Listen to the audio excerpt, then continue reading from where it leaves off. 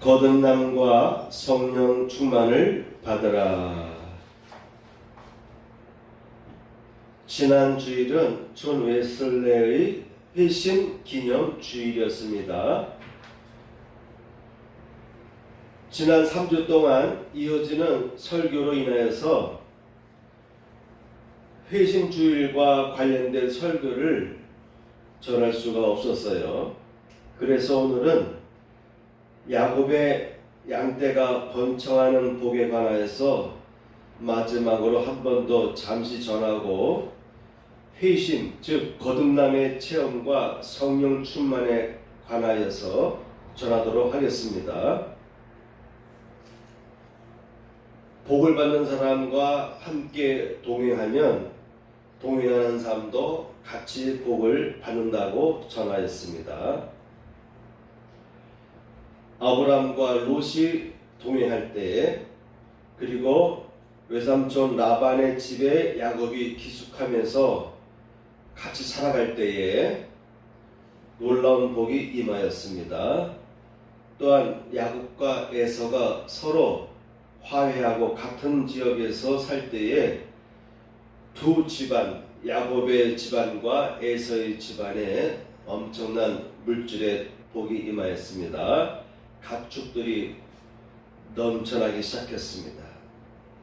그래서 서로 같이 한 곳에 있을 수가 없어서 헤어질 수밖에 없는, 그러니까 아브람과 롯의 경우도 그랬고, 라반과 야곱의 경우도 그랬고, 야곱과 에서의 경우도 같이 하나님께서 복을 주시니까 그 양떼들, 가축들이 같이 한 곳에서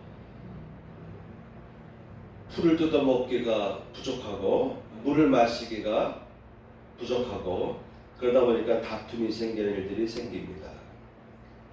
그래서 서로 다른 지역으로 이주하게 되는 어떤 놀라운 복을 받는데, 오늘은 야곱이 어떻게 그가 가축이 늘어났는지에 대해서 살펴보도록 하겠습니다. 창세기 30장 30절에 보면은 야곱이 외삼촌에게 이렇게 말합니다. 내가 오기 전에는 외삼촌의 소유가 적더니 이제는 번성하여 때를 이뤘으니 라고 하면서 여호와께서 외삼촌에게 복을 주셨나이다. 그러나 나는 언제나 내 집을 세우리이까. 야곱이 외삼촌 집에 기숙하면서 품을 팔았습니다. 노동을 제공했습니다. 노동력을 제공했어요. 가축들을 돌보는 일을 했는데, 그로 인해서 그의 외삼촌의 소유, 가축들이 크게 번성하였다라고 하는 것입니다.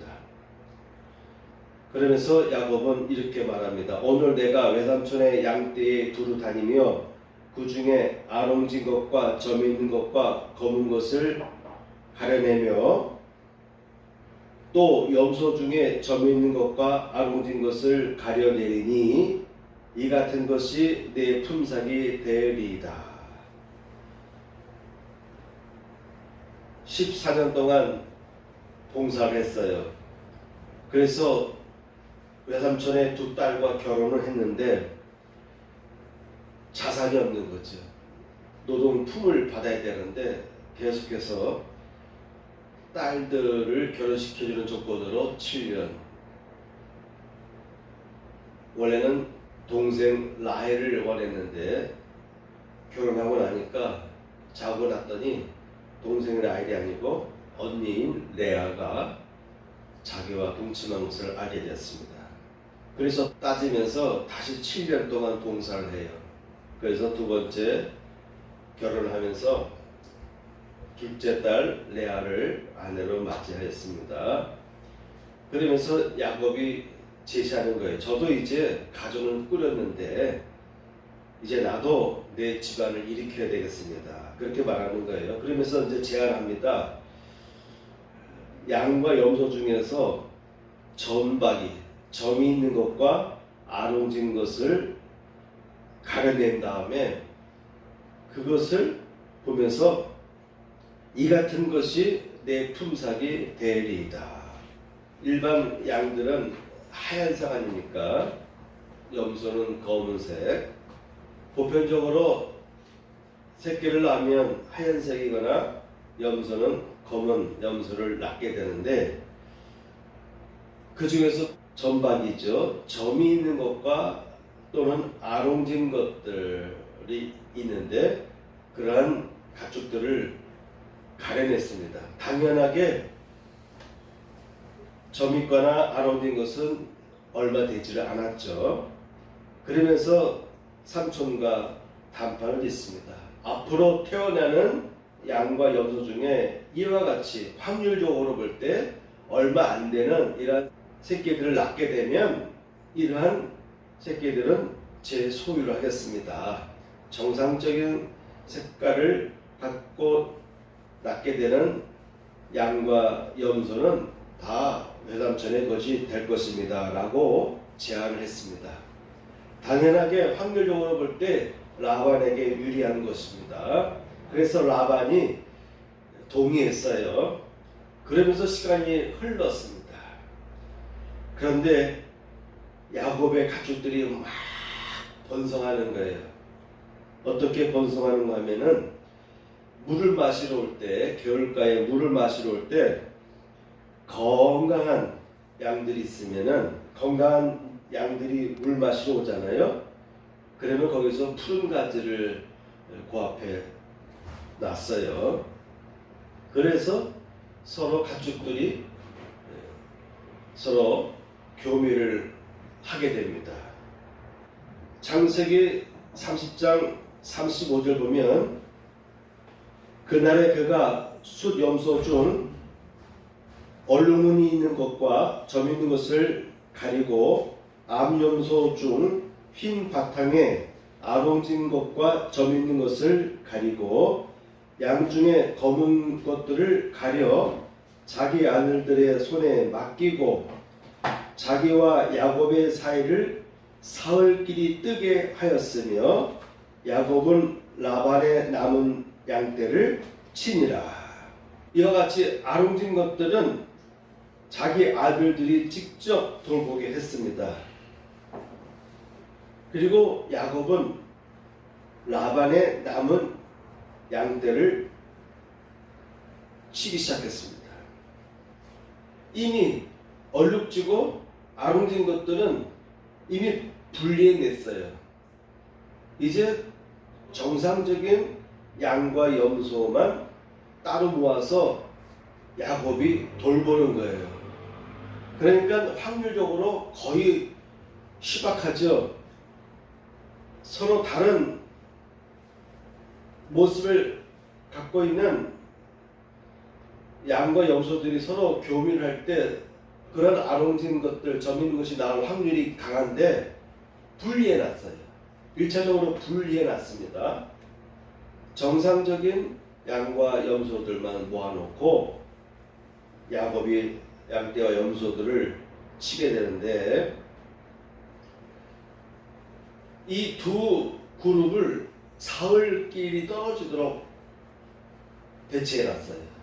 그러니까 아롱진 것과 점 있는 것이 일반적인 하얀색의 이 양떼와 거리적으로 볼 때 멀죠.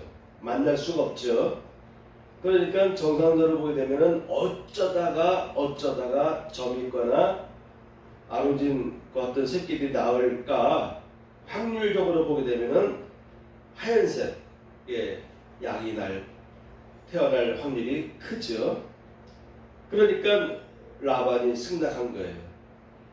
그런데 야곱이 버드나무와 살구나무와 신풍나무의 푸른 가지를 가져다가 그것들의 껍질을 벗겨 흰 무늬를 내고 그 껍질 벗긴 가지를 양떼가 와서 먹는 객천의 물 구유에 세워 양떼를 향하게 하매, 그때가 물을 먹으러 올 때에 새끼를 뱀으로 얼룩얼룩한 것과 점이 있고 아롱진 것을 낳은지라.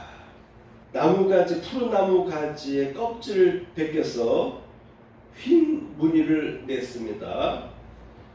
그 껍질을 벗긴 가지를 양떼들이 왔을 때에 개천 물가에 세워놨는데, 그런데 이때 암수가 서로 교미하면서 새끼를 낳게 되는데 얼룩얼룩한 것과 점이 있고 아롱진 것을 낳게 되었습니다.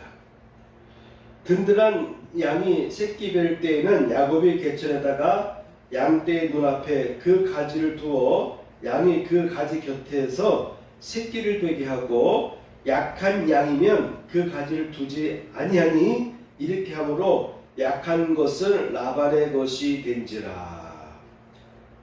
이에 그 사람이 매우 번창하여, 그 사람은 야곱을 말합니다.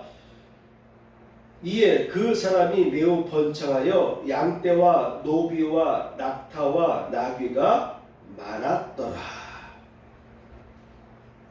이와 같이 확률적으로 불리한 조건 속에서, 그렇죠? 두 떼가 서로 만날 수 있는 거리가 아니잖아요. 사흘길이 떨어지도록 두 그룹을 구분해 놨는데, 그런 조건 속에서 주어진 상황에서 야곱은 양들이 다가와서 물가에 와서 서로 물을 마시려고 할 때, 그때에 나름대로 가지에 껍질을 벗겨서 흰색 무늬가 되게 하고 꽂아놨는데, 그때 교미를 하면은 이상하게 얼룩얼룩한 것과 점이 있고 아롱진 그러한 새끼들을 낳게 되는 거예요.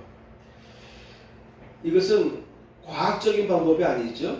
과학적인 방법은 아니고 확률적으로도 거의 희박한 것인데, 나름대로 야곱은 간절했어요. 주어진 양떼에서 자기에게 속할 새끼들이 나올 확률은 극히 드물었습니다. 어쩌다 한두 마리 태어날까? 그런데 이상하게도 얼룩지고 점이 있는 새끼들이 나오게 되는 거예요. 하나님은 이와 같이 복을 주실 때는요, 불가능한 상황에서도 복을 받게 하시는 거예요. 야곱의 마음은 간절했어요. 불리한 조건 속에서 삼촌 라반과 합의를 봤죠. 그리고 양들이 새끼를 뵐 때에 그 타이밍을 이용해서 곁에서 나름대로 개인적인 술책을 할까요? 개인적인 방안을 가지고 노력을 했어요. 그런다고 해서 점 있거나 아롱진 새끼가 낳을 확률은 극히 희박한 상황이었습니다.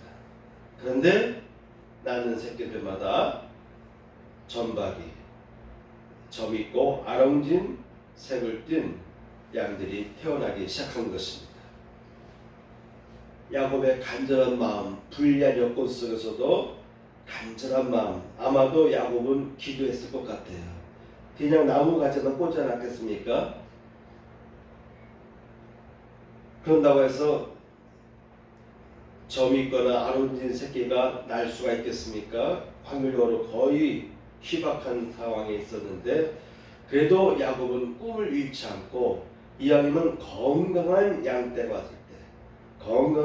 왔을 때만 그와 같은 노력을 했습니다. 야곱은 단지 노력했던 것이죠. 사모하고 간절한 마음으로, 불리한 여건 속에서 사모하는 마음으로 열심히 노력을 했어요. 하나님은 그것을 보신 것 같아요. 그래서 새끼를 낳을 때마다 이상하게도 점 있거나 아롱진 새끼들이 태어나기 시작하는 것입니다. 또한 건강한 양들이 태어나기 시작한 것이죠.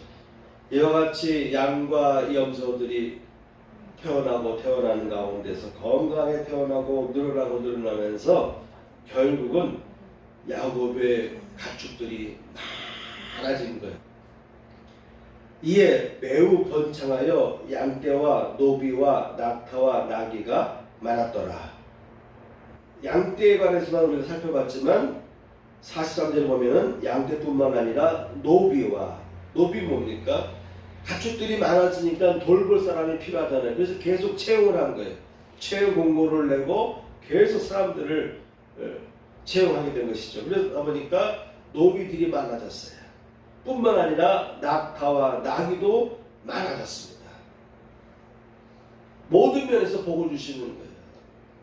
낙타와 나귀들도 자꾸 새끼들을 낳게 되고 양들을 많이 키우다 보니까 돈이 생겼잖아요. 그 돈으로 또한 낙타와 나귀들을 사들이죠. 그러다 보니까 사업이 번창하다 보니까 양떼뿐만 아니라 노비와 낙타와 나귀가 많아지는 복을 받았습니다. 이와 같이 하나님을 온전히 경외하는 사람, 하나님께 모든 것을 두는 사람, 하나님께서 다 지켜보시는 거예요. 이미 하나님께서 말씀하십니다. 내가 너의 삼촌, 외삼촌 라반이 행하는 짓을 다 지켜보았노라. 지금 봐라. 하나님께서 야곱에게 말씀하시는 거예요. 나타나셔서 지금 너의 양떼들을 봐라. 이렇게 많지 않느냐. 이렇게 많지 않느냐. 이렇게 많게 되었다. 라고 하면서 이제는 되었다. 너의 고향으로 돌아가라. 라고 하나님께서 계시하여 주셨습니다. 바로 하나님께서는 야곱이 외삼촌에게 속임을 당하고 그의 품을 강탈당하는 것을 보면서 하나님은 다 지켜보십니다. 그리고 기적적인 방법을 통해서 야곱이 그의 외삼촌의 재산보다 더 많아질 정도로 풍성하게 양쪽 다 번성하였지만 마지막 가서는 야곱에게 놀라운 하나님의 복이 임하면서 양떼와 노비와 낙타와 나귀가 넘쳐날 정도로 복을 주셨습니다. 그래서 야곱은 하나님과 약속에 따라서 하나님의 명령 그리고 그가 약속한 대로 고향 땅으로 귀가하게 된 것입니다. 오늘 여기까지 전함으로 인해서 지난 3주 오늘까지 나의 아버지 하나님, 이삭이 경외하는 하나님에 대한 큰 주제와 관련된 말씀을 다 전하였습니다. 여러분 이 정도 전하였으면 한 달 동안 이 정도 말씀을 접했으면요 여러분 어떻게 신앙생활을 해야 될까요? 하나님을 경외하는 여러분이 되시길 축복합니다. 하나님을 경외할 때 이 모든 문제가 다 풀렸습니다. 그의 할아버지 아브라함도 많은 자손을 낳지 못했어요. 그의 아버지도 한 번 딱 그의 형과 더불어서 쌍둥이로 태어난 것 외에는 더 이상의 형제가 없습니다. 그런데 야곱은 4명의 부인을 두면서 12명의 아들들을 낳았습니다. 물론 딸들도 있겠죠. 물론 딸도 성경에 보면 나옵니다. 그런데 성경은 주로 남성 중심으로 기록되어 있는데 남자 12명의 아이를 낳았다는 기록이 되어 있고 이런 12명으로 인해서 계속해서 번성해서 오늘과 같은 이스라엘을 형성하게 된 것입니다. 이스라엘 민족을 형성한 것입니다. 이와 같이 지난 3주 동안의 말씀을 전하면서 지난 주일에 있었던 존 웨슬레이 회심 기념 주일에 존 웨슬레이 회심과 관련된 말씀을 전하지 못하기 때문에 오늘은 이와 관련해서 회심과 성령의 세례, 거듭남과 성령 충만 또는 성령 세례를 받으라라는 내용을 더 전하도록 하겠습니다. 주보를 보시기 바랍니다. 하나님께서 찾아오시고 택하신 사람들의 공통적인 특징을 보면요. 인품을 보시는 것 같아요. 인품의 면에서 성품, 인간의 됨됨이에 있어서 남다른 사람들이다라는 것을 우리는 확인할 수가 있습니다. 사람의 근본 바탕이 되어 있으면 성령은 쉽게 임하게 되어 있어요.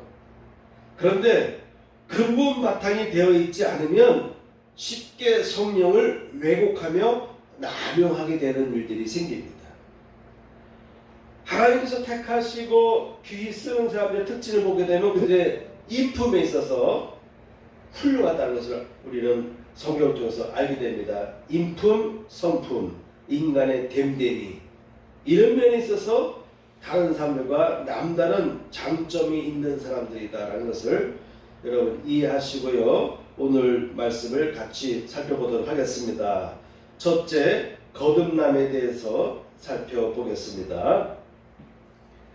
예수께서 대답하여 이르시되 진실로 진실로 내게 이르노니 사람이 거듭나지 않으면 하나님의 나라를 볼 수 없다라고 선포하셨습니다. 진실로 진실로 내게 이르노니 사람이 물과 성령으로 나지 않으면 하나님의 나라에 들어갈 수 없느니라. 육으로 나는 것은 육이요 영으로 나는 것은 영이니, 육으로 난 것은 육이요 영으로 난 것은 영이니 내가 거듭나야겠다 하는 말을 놀랍게 여기지 말라. 바람이 임의로 불매 내가 그 소리를 들어도 어디서 와서 어디로 가는지 알지 못하나니 성령으로 난 사람도 다 그러하니라. 거듭나는 것은요, 거듭나는 경우를 보면은 인식할 수가 있는 거예요. 마치 바람이 불 때에 소리는 들리는 거예요. 그런데 이 그런지가 어디서 왔는지를 알 수가 없는 것처럼 성령으로 난 사람도 뭔가 내가 변화되긴 변화됐는데 그 근본적인 원리나 구체적인 같은 작용들, 그런 내용들을 과학적으로는 표현할 수가 없어요. 설명할 수가 없는 것이죠. 그러면서 예수께서 말씀하시는 거예요. 내가 진실로 진실로 너희에게 말한다. 거듭나야 된다. 만일 거듭나는 일이 없다면 너희는 하나님의 나라를 볼 수가 없다 라고 선포한 것이죠. 요한일서 5장 1절 말씀에 보면은 예수께서 그리스도이심을 믿는 자마다 하나님께로서 난 자니 또한 내신 이를 사랑하는 자마다 그에게 난 자를 사랑하느니라. 요한복음에서 예수께서 하신 말씀과 요한일서에서 사도 요한이 말한 내용은 약간의 차이가 있습니다. 예수님은 거듭나야 된다. 그런데 거듭난 거에 대한 자각인식이 가능하다라고 설명하셨어요. 그런데 사도 요한은 특별한 자각인식할 수 있는 것이 없지만 어떻게 할 수 있느냐? 그리스도를, 예수께서 그리스도이신 것을 믿는다면 그 사람은 하나님께로부터 거듭난 사람이야 라고 설명하는 것입니다.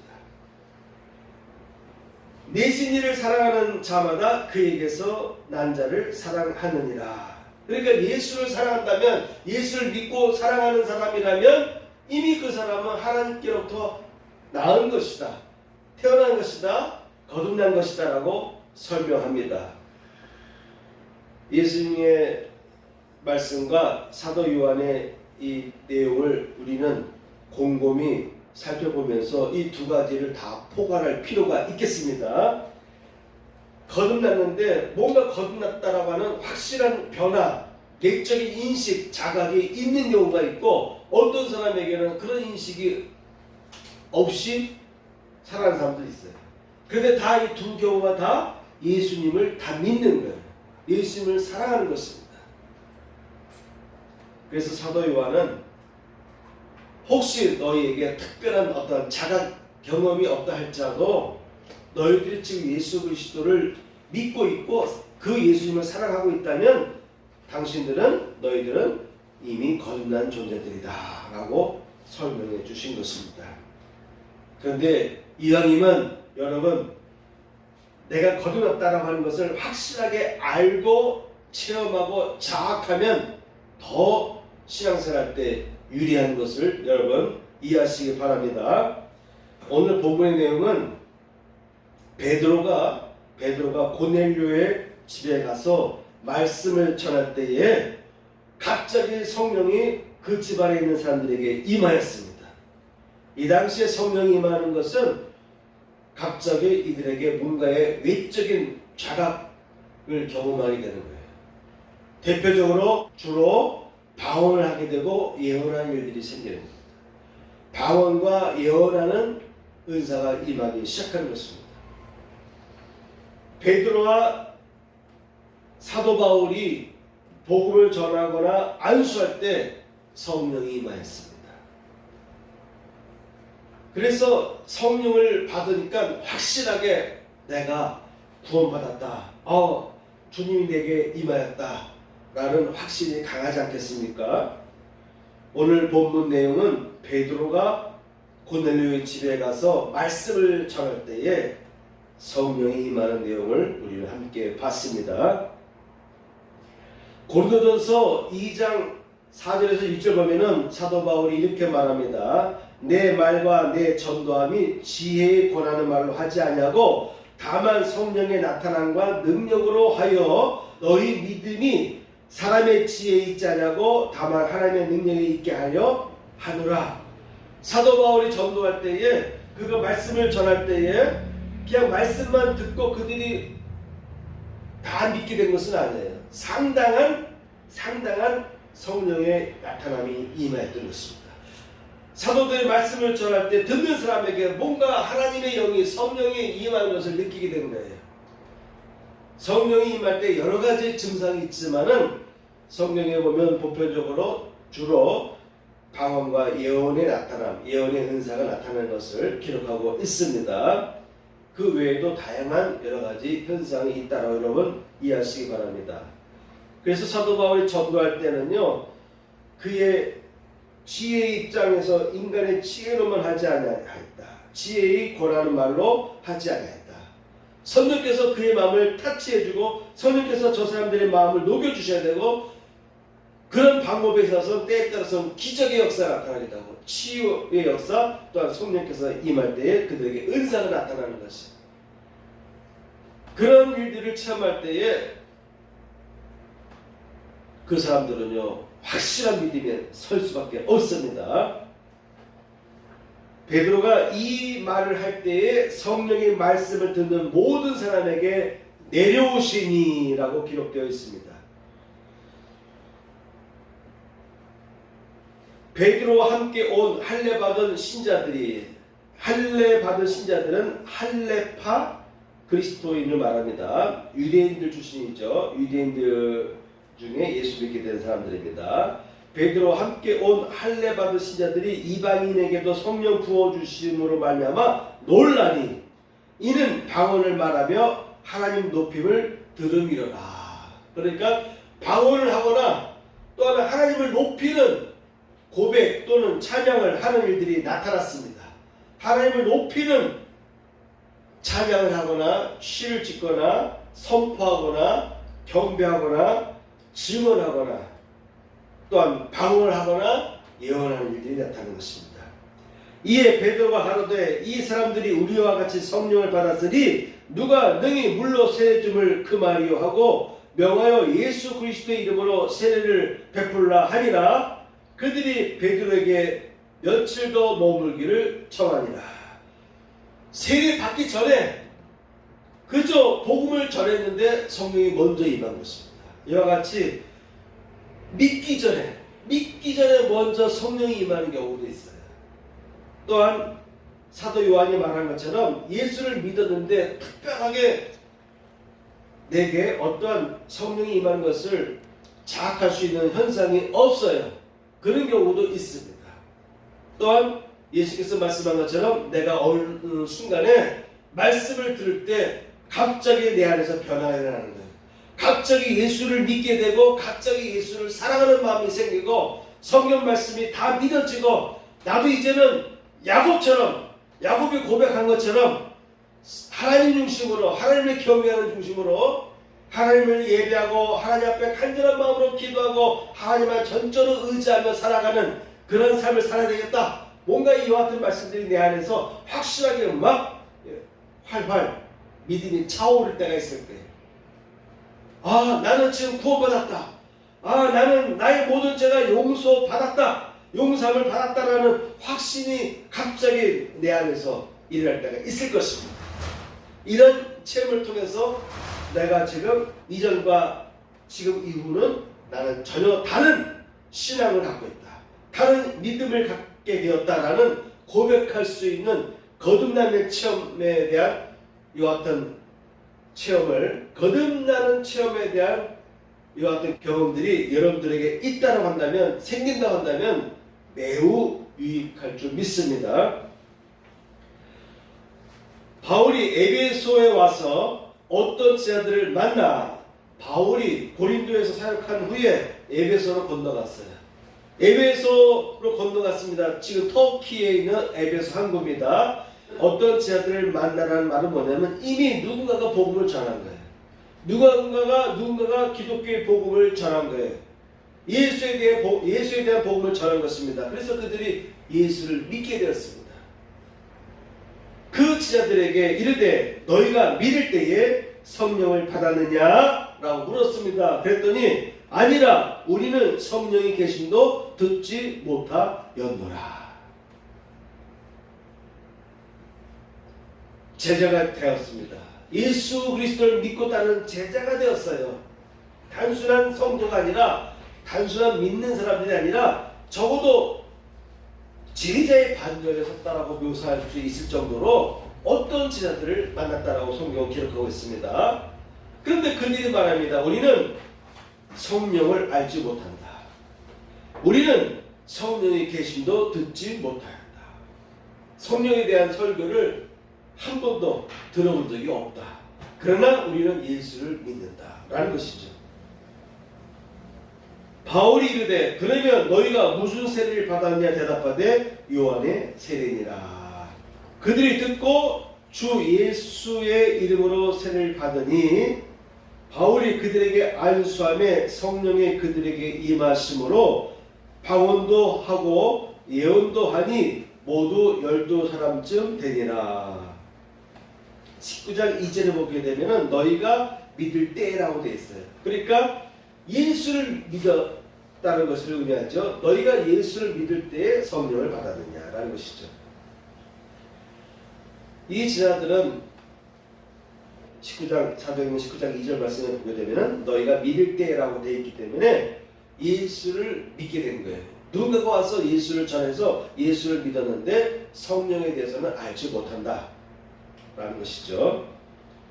그래서 19장 5절 7절 보게 되면 그들이 듣고 주 예수의 이름으로 세례를 받으니, 그러니까는 이들이 예수 그리스도를 믿긴 믿었는데 아직 예수의 이름으로 세례를 받지 못한 경우가 되겠습니다. 그래서 예수의 이름으로 세례를 베풀었습니다. 6절 바울이 그들에게 안수함에 성령이 그들에게 임하심으로 방언도 하고 예언도 하니 모두 12사람쯤 되니라. 사도 바울이 이 사람들에게 예수는 이러이러한 분이시다라고 복음을 전한 다음에 세례를 받은 게 아니에요. 바로 세례를 베푸는 거예요. 왜? 이들은 예수를 믿고 있는 사람들이니까. 세례 요한에 의해서 물세례를 받았지만, 물세례를 받았다는 말은 이들은 유대인들 출신입니다. 유대인들 출신이면서 예수를 믿는 사람들이죠. 그러니까 예수에 대한 복음을 다시 설명할 필요가 없었던 거예요. 그래서 바로 이들은 믿고 있는 사람이기 때문에 예수의 이름으로 세례를 베풀었습니다. 바울이 그들에게 안수함에 세례를 베풀 때에 안수할 때에 성령이 그들에게 임하심으로, 세례를 받으면서 안수할 때에 성령이 그들에게 임하심으로 방언도 하고 예언도 하니 모두 12사람쯤 되니라. 베드로가 말을 전할 때에는요 방언의 은사 나타났고 하나님을 높이는 일들이 일어났습니다. 하나님을 찬양하고 증거하며 하나님께 영광 돌리는 어떤 현상들이 두드러졌습니다. 사도 바울의 기록에 보면은 방언도 하고 예언도 하였다 라고 기록되어 있습니다. 이와 같이 말씀을 전할 때에 성령 세례가 임하는 경우도 있고요, 안수할 때에 성령 세례가 임하는 경우도 있습니다. 주로 안수할 때 성령 세례가 초대교회에 많이 나타났습니다. 베드로의 경우처럼 말씀을 듣다가 성령이 임하는 경우, 성령 세례, 성령 충만, 성령 임재가 임하는 경우도 있지만 주로 성령 보게 되면은 안수할 때 성령이 임하는 경우를 우리는 많이 보게 됩니다. 그래서 안수할 때 성령이 임한다, 임파테이션, 성령이 전이 되는 거예요. 성령 충만한 사람으로부터 성령 충만한 사람이 안수할 때 그에게 성령이 임하게 돼요. 성령이 전이 되는 것이죠. 그런데요, 문제는 히브리서 6장에 보면은 아주 심각한 내용이 나옵니다. 한 번 빚짐을 얻고 하늘의 은사를 맛보고 성령에 참여한 바 되고, 한 번 빚짐을 얻고 하늘의 은사를 맛보고 성령의 빚짐을 받았다는 것을 의미하죠. 하늘의 은사, 성령이 임함으로 인해서 은사가 임했습니다. 그래서 맛봤습니다. 성령에 참여한 바 되고 하나님의 선한 말씀과 내세의 능력도 맛봤습니다. 그리고 6절 보면 타락한 자들은 다시 새롭게 하여 회개할 수 없나니 이는 자기가 하나님의 아들을 다시 십자가에 못 박아 현저히 욕보임이라. 성령 세례를 처음 했지만 나중에 타락하는 사람이 생긴다는 거예요. 그런 것을 염두에 두고 히브리서 저자는 그런 경우는요, 그러한 사람들은 다시 회개할 수 없다. 이 말은 뭐냐면 다시 구원받을 수 없다라는 것을 전제하고 있죠. 초대교회 당시에도 이와 같이 성령 세례를 받고 나서도 타락하는 사람들이 생겼습니다. 오늘날도 마찬가지입니다. 그래서 여러분 조심해야 돼요. 예수께서 말씀하셨어요. 너희는 거짓 선자들을 조심하라. 거짓 선자들을 멀리하라. 구약의 선지자들도 계속해서 구약의 선지자를 통해서 하나님께서 계속해서 말씀하신 것은 거짓 선지자들, 미혹하는 선지자들을 멀리하라. 그들에게서 떠나라 라고 경고해 주셨고, 예수께서도 틈만 나면은 거짓 선지자들, 미혹하는 자들을 멀리하라 라고 경고하셨습니다. 사도 바울과 여러 사도들 또한 이미 지금도 거짓 선지자들, 거짓 교사들이 활동하고 있다. 그러니 그들을 경계하고 그들과 가까이 하지 말고 그들을 물리쳐라. 그들에게서 떠나라고 사도 바울과 베드로, 여러 사도들은요, 그 서신을 통해서 강조한 바가 있습니다. 그러니 오늘날 어떻게 했어요? 오늘날 어떻게 했습니까? 여러분, 우리나라에서도 보면은 전 세계적으로도 마찬가지지만 특히 우리나라도 보게 되면 거짓 선지자들이 많이 활동합니다. 히브리서에 보게 되면 그들이 과거에 성령의 빚짐을 받은 경험이 있지만 타락한 자가 될 수가 있다라는 이 히브리서의 말씀처럼 오늘날에도 잘못된 길로 타락한 거짓 그리스도인들, 거짓 지도자들, 거짓 선자들이 많이 활동하고 있다는 것을 여러분 인식하시고, 온전한 내 안에 온전한 성령이 임하도록 여러분 기도하시기 바랍니다. 중요한 것은 그 사람의 인품이 중요합니다. 인품이 제대로 되어 있으면요, 성령님을 잘 모시게 되어 있는 거예요. 성령님과 잘 동행하게 되어 있습니다. 그런데 인품이 삐뚤어져 있으면요, 언젠가 탈이 나는 거예요. 그래서 하나님은 아무나 붙잡고 아무나 붙들고 아무나 부르시는 것이 아니라 이미 그들의 됨됨이를 본 거예요. 그들의 인품, 인격, 성품, 그들의 모든 내면을 다 영적인 부분까지 다 파악하시고 그 중에서 사람들을 부른 거예요. 그 중에서 사람들을 부르신 것입니다.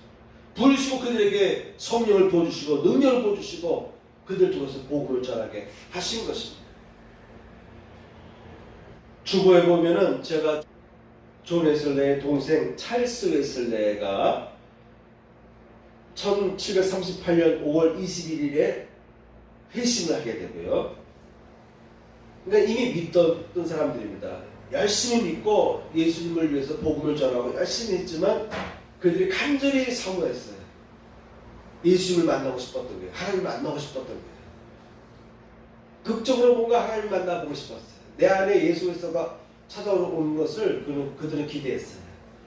그렇게 사모하고 그들이 열심히 예배드렸지만 그들의 노력에 비해서 그들에게 아직 성령 세례라 할까요? 성령의 세례 또는 거듭남에 대한 체험을 하지 못한 거예요.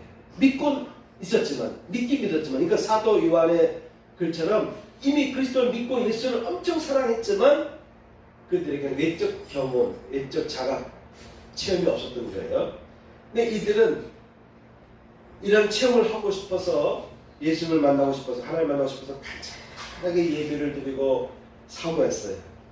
그러다가 동생인 찰스 웨슬레가 5월 21일에 회심을 경험합니다. 그리고 나서 동생이 먼저 회심했다는 소리를 듣고 형이 또 얼마나 또 사모했겠어요. 둘 다 회심하고 싶었는데 하나님을 만나고 싶었는데 예수를 만나고 싶었는데 동생이 회심한 후에 3일 있다가 5월 24일에 존 웨슬레도 저녁에 똑같은 구원의 체험, 구원의 확신 이와 같은 체험을 하게 되었습니다. 그런 내용들을 특히 찰스 웨슬레의 그의 일기 내용을 제가 주보에 자세하게 설명해 놨으니까 여러분들이 주보 내용을 집에 가셔서 시간 날 때 꼭 읽어보시기 바랍니다. 이와 같은 예수님을 사랑하고 하나님 만나기 위해서 이와 같이 간절하게 사모하는 사람들도 있었구나. 이렇게 사모할 때 그들에게는 회심의 체험이 일어났구나 라는 것을 여러분 읽어보시고 은혜 받으시고 여러분도 그와 같은 자세로 살아가시길 축복합니다. 아멘. 찬양하겠습니다. 다 일어나시고 주님의 성령 지금 이곳에 부르고 마치겠습니다.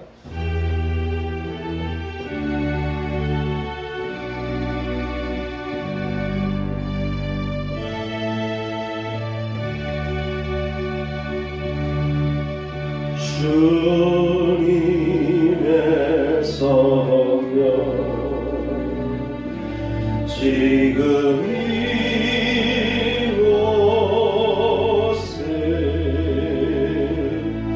임하소서.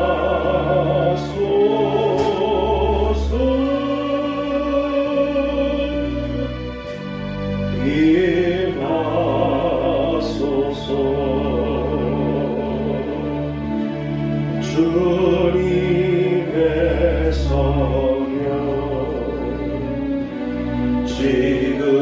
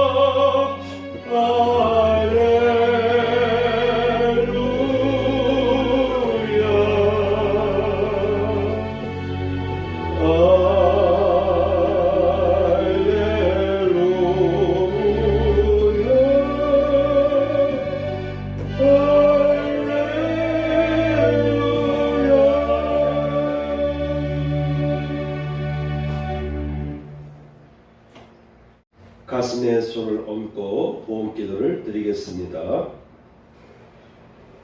할렐루야. 하나님 아버지 감사합니다. 오늘도 하나님 앞에 귀한 예물들이 봉헌되었습니다. 11조를 드린 가정과 그의 손길 위에 11조의 복이 넘쳐나게 하여 주옵소서. 감사 예물과 주일 예물을 기쁘게 받으시며 한 주간도 주의 은혜 가운데 승리하며 살아갈 수 있도록 축복하여 주옵소서.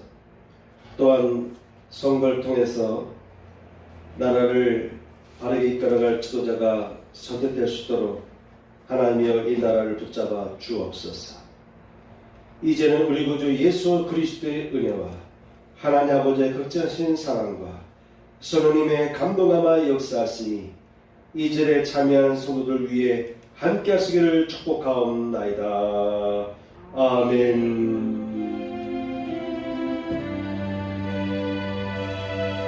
아버지